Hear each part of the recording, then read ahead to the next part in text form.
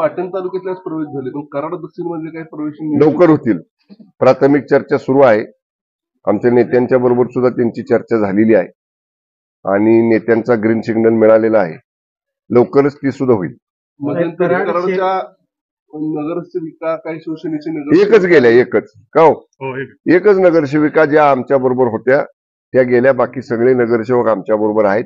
आम्ही काय अशी स्पर्धा लावणार नाही की तुम्ही आमच्यातली एक नगरसेविका नेल्या तर तुमच्या दोन आम्ही आणतो.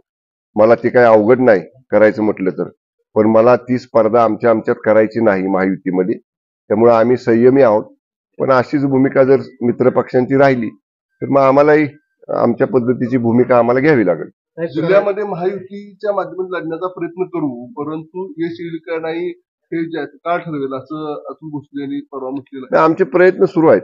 एक प्राथमिक बैठक आमची झाली. मी होतो, खासदार नितीन काका होते, अतुल बाबा होते, आमदार महेश शिंदे होते. आमची चर्चा झाली.